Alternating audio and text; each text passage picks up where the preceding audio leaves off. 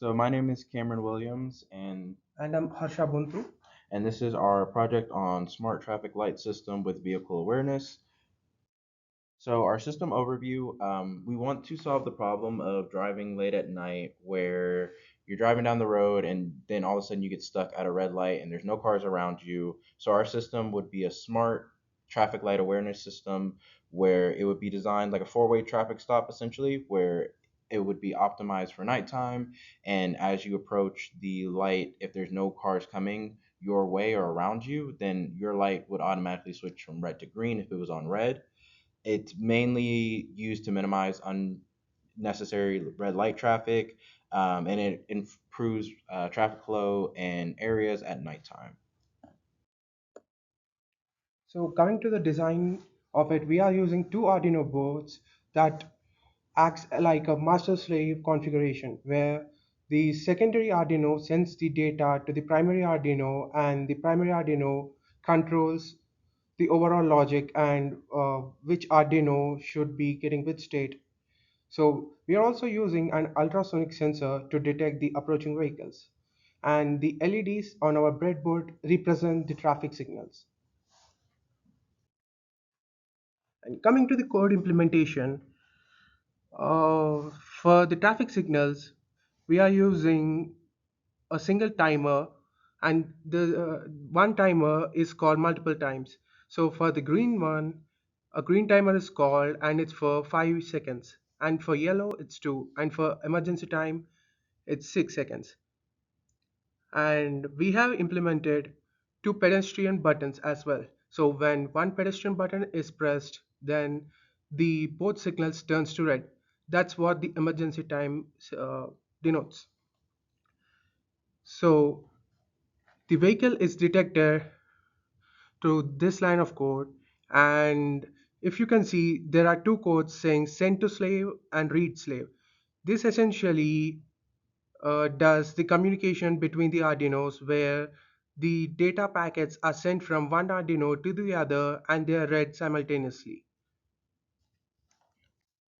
And then before we get on to the demo, we're going to go over our state chart that will go over how the system works in the back end side of things. So essentially, whenever the system turns on, you'll automatically start with your master slave state being the primary one, so that one being set to green, and then your slave state going to be on red. As you go through the loop, after 5 seconds, your master slave will turn into yellow, and then after 2 more seconds, it'll turn to red, and then your slave state will turn to green, and then vice versa. So after 5 seconds on that state, then your slave will turn to yellow, and then after 2 seconds, it'll turn to red. When those pedestrian buttons that we just talked about are pressed at any moment, it will send both the master and the slave state to red. And then after 6 seconds of no button press, then it will kick start the loop again into whichever state that button was pressed on. So, for instance, if that button was pressed on the slave state, then you would transition into the master state after 6 seconds and kick back into the loop. Additionally, the system also works by if a vehicle is detected and your side is green. So say you go, and then 2 seconds later, you're still the car pulls up behind you, and they're still registered as in the green state. What will happen is as soon as those 6 second timers or that 5 second timer is up, it will kick back into a green state, so that vehicle will essentially still be able to go.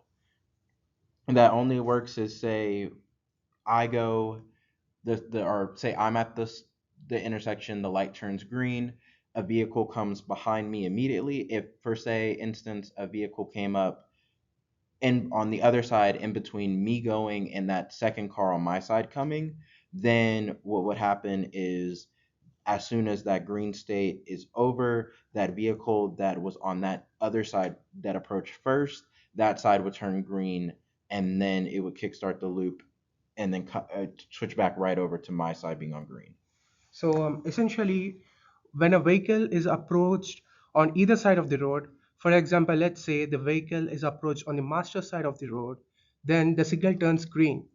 until the green timer runs out, the other state doesn't change no matter what happens. The only thing that can override this could be an emergency button. But when a vehicle is on the master road, the slave will always be red until the green timer runs out. If there is another vehicle on the slave side, when there is a vehicle on the master side, then the slave side vehicle will stop. And only after our vehicle passes through the green light and the system changes to yellow, only then the priority is given to the other slave road, and essentially that road will turn green and the other vehicle can move as well. So now you can see when we have compiled our code into the Arduino, the master state starts from green, then it changes to yellow, and from yellow it turns to red, and when it does, the slave also turns to green. Similarly, this process happened in the slave as well, where it turns from green to yellow and from yellow to red. So this is how under normal conditions our traffic lights are switching states. So now if we press a pedestrian button on the slave side, it triggers an all red condition where both traffic signals are turned to red. And if you can see, if I press the same on this side, it goes to yellow and then switches to red. This is a safety feature we have kept so that light doesn't changes from yellow, from green to red directly, because that might cause some accidents. Now we will check the vehicle detection. So now if I place the vehicle or an object in before the before the ultrasonic sensor of the slave system, it turns to green. And if I do the same on this side to the master system, even that follows the same. But if I switch it, now it doesn't change directly to green. What happens is that until the vehicle passes from that point, this point doesn't change from red to green, even if there is a vehicle over here. And till there is a vehicle over here, it doesn't change to other state as well. So that's our demonstration.